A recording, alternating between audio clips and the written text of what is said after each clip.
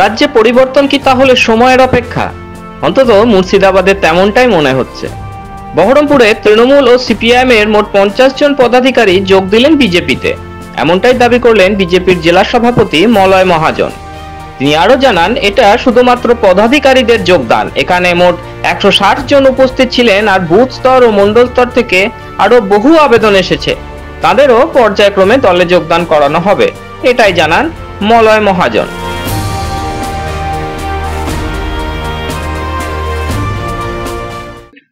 আমাদের আজকে বেশ কিছু অন্য দল থেকে ভারতীয় জনতা পার্টিতে যোগদানের আবেদন এসছে এবং সেই আবেদন অনুসারে আমরা রাজ্য নেতৃত্বের সঙ্গে কথা বলে আমরা মণ্ডল স্তরে যেখানে জয়েন হবে সেখানে কথা বলে আজকে তারা জেলা স্তরে জয়েনিংয়ের জন্য এসছে। এবং এটা আমি প্রথমেই বলে দিই যে আজকে যেটা জয়েনিং সেইটা কিন্তু শুধুমাত্র কিছু পদাধিকারীদের জয়েনিং।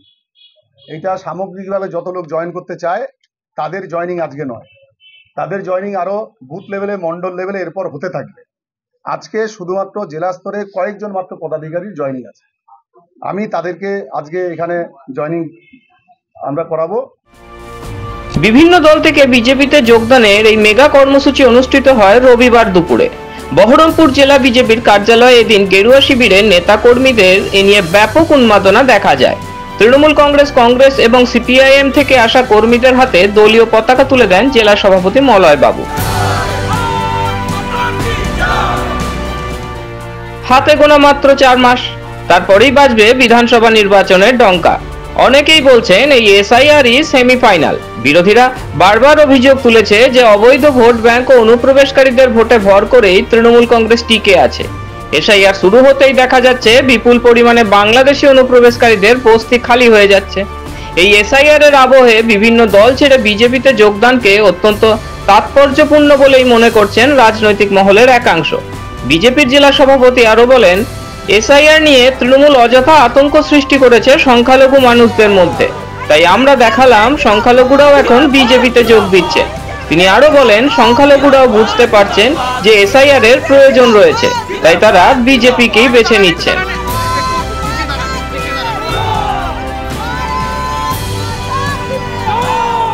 আজকে টিএমসি কে এটা আমরা দেখালাম যে এসআইআর নিয়ে সংখ্যালঘুদেরকে যে ভয় দেখানোর যে চেষ্টা, সেইটা আজকে সংখ্যালঘুরা জয়েন করছে। ওরাই বলবে যে আজকে এসআইআর নিয়ে আপনাদের যা কিছু প্রশ্ন করার বলার আছে ওদেরকে জিজ্ঞেস করুন, ওরা বলবে।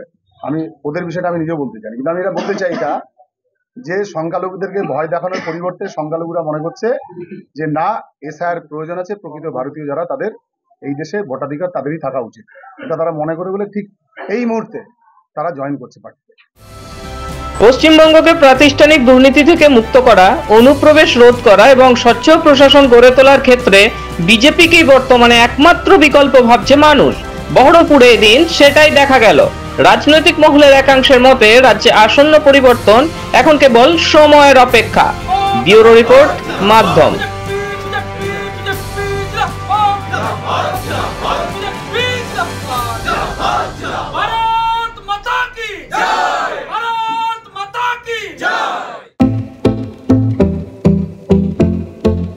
भारत के हृदय प्रदेश मध्य प्रदेश की धरती, जहां परंपरा और प्रगति का संगम है, और यहीं भोपाल में पहली बार आयोजित हुआ ग्लोबल इन्वेस्टर्स समिट 2025।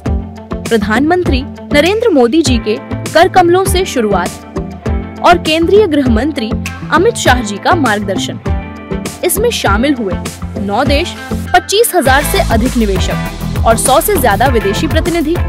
समिट में हुए 89 MOUs पर हस्ताक्षर, 600 से अधिक बीदोग और 5,000 प्लस बीदोग मीटिंग्स, 26 लाख करोड़ से ज्यादा निवेश, जिनसे 17 लाख से अधिक रोजगार सृजित होंगे। मुख्यमंत्री मोहन यादव के नेतृत्व में सिंगल विंडो सिस्टम, 29 दिन में भूमि आवंटन और उद्योग एवं रोजगार वर्ष 2025 जैसी पहले मध्य प्रदेश बना देश का तीसरा सबसे बड़ा निवेश आकर्षण। यह सिर्फ एक समिट नहीं, बल्कि आत्मनिर्भर भारत की दिशा में मध्य प्रदेश की ऐतिहासिक छलांग है। मध्य प्रदेश उद्योग एवं रोजगार का नया गढ़।